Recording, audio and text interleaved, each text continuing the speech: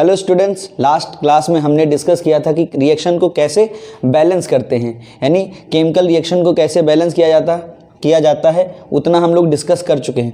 आज हम पढ़ेंगे टाइप्स ऑफ केमिकल रिएक्शंस की, कि आखिर केमिकल रिएक्शन हमारी कितनी टाइप की होती हैं। तो केमिकल रिएक्शन बेसिकली कितनी टाइप की होती हैं? 5 टाइप की होती हैं। Combination reaction, decomposition reaction, displacement reaction, double displacement reaction and redox reaction.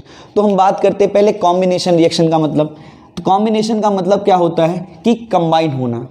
Combine होने का मतलब ये हुआ कि अगर दो रिएक्टेंट, दो या दो से ज़्यादा रिएक्टेंट अगर आपस में कंबाइंड हो रहे हैं लाइक दिस, और एक सिंगल प्रोडक्ट का क्या करते हैं, फॉर्मेशन करते हैं, तो इस टाइप की रिएक्शन को क्या बोलते हैं हम? कॉम्बिनेशन रिएक्शन बोलते हैं। जैसे अगर हम बात करें कार्बन को बर्न किया जाए ऑक्सीजन की प्रेजेंस में, फॉर्म हो कार्बन डाइऑक्साइड गैस, तो ये एग्जाम्पल है आपका कॉम्बिनेशन रिएक्शन का। और दूसरे एग्जाम्पल की बात करते हैं, जैसे H2 हाइड्रोजन गैस रिएक्ट कर रही क्लोरीन के साथ, क्लोरीन गैस के साथ, तो बन रहा है 2HCl। तो ये भी रिएक्शन है आपका कॉम्बिनेशन रिएक्शन का एग्जाम्पल है आपका। ठीक, अब देखिए ध्यान से, तो कॉम्बिनेशन रिएक्शन में क्या होता है कि हीट जो है आपकी, हीट जो होती है आपकी बाहर निकलती है। तो हीट जो है बाहर निकल रही, दैट मीन्स ये एनर्जी का एक्सचेंज दिखा रही है। एनर्जी के एक्सचेंज को जिसमें हीट बाहर निकलती है उस रिएक्शन को बोलते हैं हम एक्सोथर्मिक रिएक्शन। ठीक है, अब हम नेक्स्ट रिएक्शन की बात करते हैं, डिकम्पोजिशन रिएक्शन। डिकम्पोजिशन रिएक्शन जो होती है वो जस्ट अपोजिट होती है आपकी कॉम्बिनेशन रिएक्शन की। इसमें क्या होता है, डिकम्पोजिशन रिएक्शन में आपके एक सिंगल जो आपका रिएक्टेंट होता है वो एक से ज़्यादा प्रोडक्ट्स में क्या हो जाता है, कन्वर्ट हो जाता है। जैसे कि आपके बोर्ड पे सामने लिखा हुआ है AB कन्वर्ट इनटू A+B। बात करते हैं अब, जैसे कैल्शियम कार्बोनेट को अगर हम हीट कर दें तो बनता है calcium oxide plus carbon dioxide. तो ये एग्जाम्पल किसका है आपका? डिकम्पोजिशन रिएक्शन का। अब यहाँ पर कॉज क्या है डिकम्पोजिशन का? डिकम्पोजिशन का कॉज है आपका हीट, तो ये आपका थर्मल डिकम्पोजिशन का एग्जाम्पल हुआ।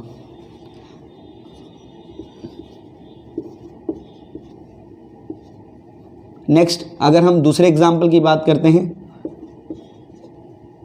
कि 2HCl को सनलाइट की प्रेजेंस में जब हीट किया जाता है तो क्या बनता है, H2Cl2, जो कि क्या बनती है आपकी गैसियस स्टेट में बनती है। अब यहाँ पे डिकम्पोजिशन का काम कौन कर रहा है? यहाँ पे डिकम्पोजिशन का काम सनलाइट कर रहा है, तो ये फोटो डिकम्पोजिशन रिएक्शन बोली जाती है।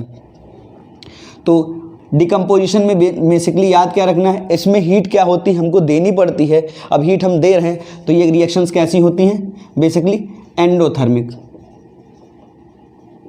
और ये रिएक्शंस होती हैं एक्सोथर्मिक।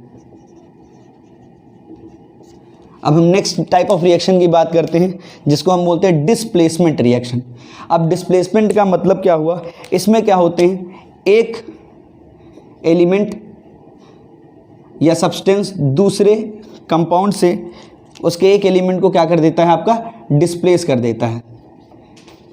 जैसे कि A रिएक्ट कर रहा है B और C के साथ, तो A ने B को डिस्प्लेस कर दिया और C के साथ अपना प्रोडक्ट फॉर्म कर लिया। तो ये एग्जांपल हुआ आपका डिस्प्लेसमेंट रिएक्शन का। तो बहुत सारी डिस्प्लेसमेंट रिएक्शन होती हैं, जैसे मेटल का डिस्प्लेसमेंट, जिंक सॉलिड रिएक्ट कर रहा है किसके साथ, कॉपर सल्फेट सॉल्यूशन के साथ। तो जिंक ने क्या किया, कॉपर को डिस्प्लेस कर दिया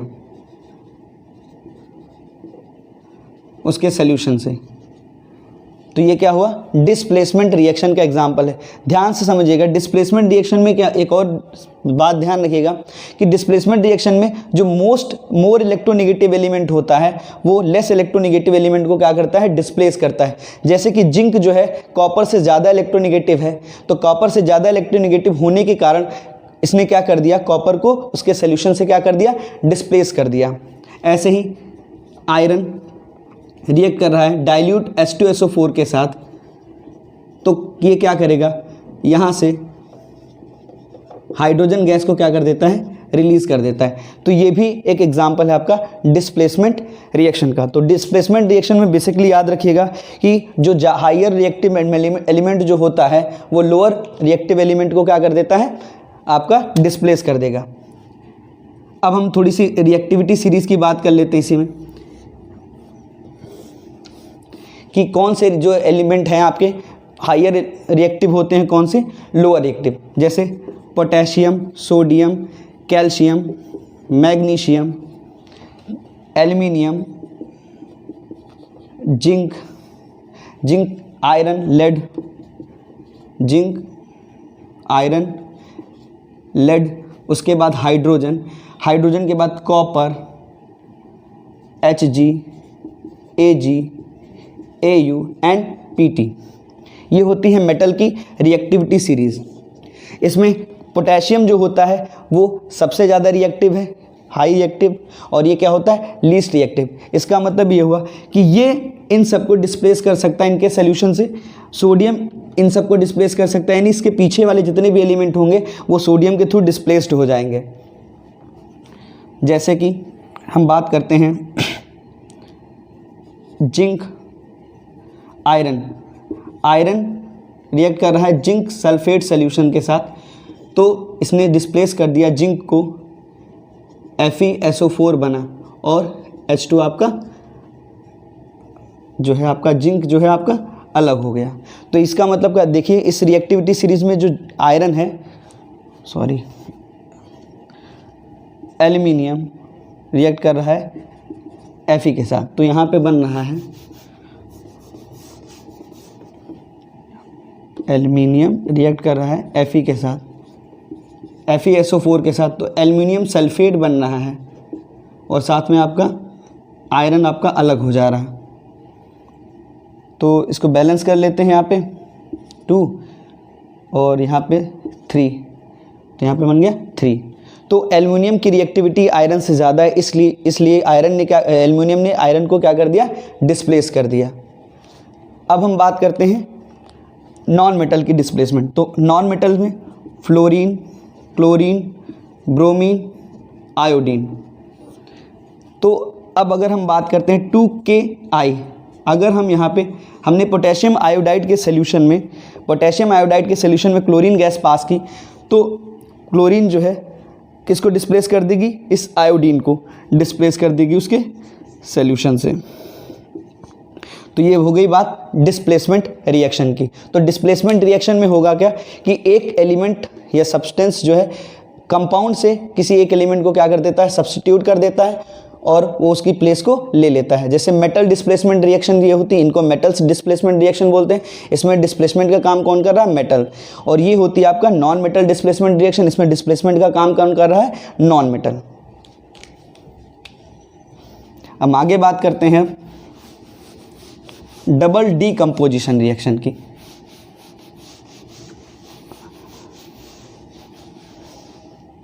तो डबल डीकम्पोजिशन रिएक्शन क्या होती है, इसमें आयंस का एक्सचेंज होता है। एग्जाम्पल के तौर पे हम समझते हैं AB प्लस CD। तो A ने C के साथ बॉन्ड बनाया, प्रोडक्ट बना लिया, और B ने D के साथ, तो ACBD। तो इसमें क्या हुई, आयन आपस में क्या हो गए, एक्सचेंज हो गए। तो ये एग्जाम्पल क्या हुआ आपका डबल डीकम्पोजिशन रिएक्शन का। जैसे एग्जाम्पल की बात करते हैं NaOH plus HCl gives out NaCl plus H2। तो इसमें क्या हुआ, अब इसको पहले आयंस के फॉर्म में तोड़ते हैं, तो Na plus OH minus H plus Cl minus. तो इसमें आयंस का एक्सचेंज हुआ, सोडियम क्लोरीन के साथ रिएक्ट किया, OH किसके साथ रिएक्ट हुआ, H के साथ। तो इसने क्या बनाया, NaCl, और H और OH मिलके क्या बन गया हमारा, H2O। अब दूसरे एग्जाम्पल की बात करते हैं 2KBr प्लस BaI2, यानी पोटेशियम ब्रोमाइड रिएक्ट कर रहा बेरियम आयोडाइड के साथ, तो बन रहा है BaBr2। इसका PPT बनता है, प्रेसिपिटेट बनता है, और आपका 2Ki आपका यहाँ से क्या हो जाता है अलग, यानी इसमें भी आयन एक्सचेंज हुई, potassium K plus Br minus Ba+2Ni minus, इसमें भी आयन का क्या हुआ एक्सचेंज हुआ है, पोटेशियम आयोडीन के साथ रिएक्ट कर रहा है और बेरियम ब्रोमीन के साथ रिएक्ट करके प्रेसिपिटेट बना रहा है। अब ये आपका इनसॉल्युबल प्रेसिपिटेट बनता है, इसीलिए इस रिएक्शन को हम प्रेसिपिटेशन रिएक्शन भी बोल सकते हैं। तो ये होगी आपकी डबल डिकम्पोजिशन रिएक्शन। तो डबल डिस्प्लेसमेंट रिएक्शन में हम क्या ध्यान देते हैं, डबल डिस्प्लेसमेंट रिएक्शन में हम ध्यान देते हैं इसमें आयंस का क्या होता है एक्सचेंज होता है। एक कैटायन दूसरे एनायन के साथ बॉन्ड बनाएगा, कंपाउंड बनाता है, और दूसरा एनायन जो है पहले वाले कैटायन के साथ बॉन्ड बना लेगा। अब हम आगे बात करते हैं redox reaction. Red stand for reduction oxidation, reduction and oxidation. Reduction में loss of oxygen and gain of hydrogen. Oxidation means होता है loss of hydrogen and gain of oxygen. Example के तौर पे बात करते हैं, जैसे कार्बन रिएक्ट कर रहा है ऑक्सीजन के साथ तो बनता है कार्बन डाइऑक्साइड, तो इसमें ऑक्सीजन ऐड हो रहा है, तो ये रिएक्शन कैसी होती है आपकी ऑक्सीडेशन प्रोसेस है। तो जितनी भी बर्निंग रिएक्शंस होती है जिसमें क्या होता है हीट बाहर निकलती है, ऑक्सीजन के साथ रिएक्शन जितनी भी होंगी वो सब की सब क्या होती हैं ऑक्सीडेशन रिएक्शन।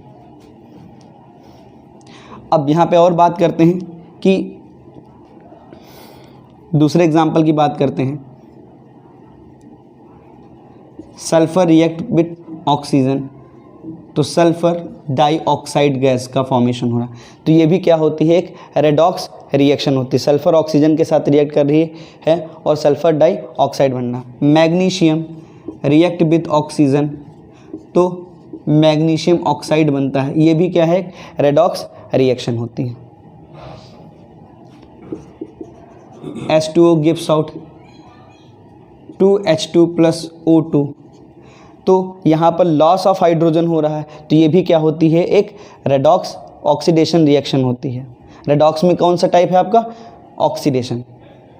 अब हम बात करते हैं रिडक्शन की। H2 + O2 gives out 2H2O। अब इसमें ऑक्सीजन ऐड हो रहा, हाइड्रोजन जो है ऐड हो रहा, गेन हो रहा, तो ये प्रोसेस कौन सी हुई आपकी रिडक्शन हुई। अब एक साथ जहाँ पे दोनों प्रोसेसेस होती हैं एक साथ, CuO + H2 gives out Cu + H2O। तो अब ध्यान समझें, कॉपर से ऑक्सीजन का लॉस हो रहा, तो ऑक्सीजन के लॉस होने पर आपका होगा रिडक्शन, तो कॉपर रिड्यूस हो रहा और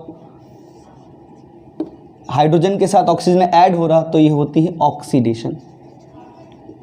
तो ध्यान समझना, जिसका ऑक्सीडेशन होता है वो करता है काम, जिसका रिडक्शन होता है वो ऑक्सीडाइजिंग एजेंट का काम करता है एजेंट, और जिसका रिडक्शन होता है वो, जिसका ऑक्सीडेशन होता है वो रिड्यूसिंग एजेंट की तरह वर्क करता है।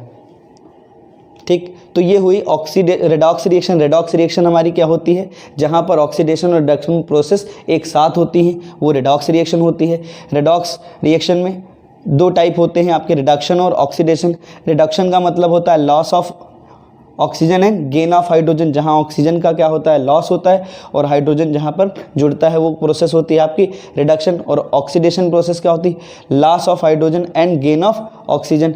तो जहाँ पर भी ऑक्सीजन क्या होता है जुड़ता है और हाइड्रोजन क्या है निकलता है, वो प्रोसेस कौन सी होती है आपकी ऑक्सीडेशन प्रोसेस होती है। तो ऑक्सीडेशन जिसका होता है वो रिड्यूसिंग एजेंट की तरह वर्क करता है और जिसका रिडक्शन होता है वो ऑक्सीडाइजिंग एजेंट की तरह वर्क करता है। अब यहाँ पर जैसे आप सामने रिएक्शन लिखिए, CuO + H2 gives out Cu plus H2O। तो यहाँ पर कॉपर से ऑक्सीजन का लॉस हुआ है, तो ये प्रोसेस कौन सी हुई, रिडक्शन। और ये किसकी, कॉपर यहाँ पे ऑक्सीडाइजिंग एजेंट की तरह वर्क करता है, कॉपर ऑक्साइड जो है आपका ऑक्सीडाइजिंग एजेंट की तरह वर्क कर रहा है। और यहाँ पे हाइड्रोजन जो है जुड़ा हुआ है, तो H2 जो है आपका रिड्यूसिंग एजेंट की तरह वर्क कर रहा है।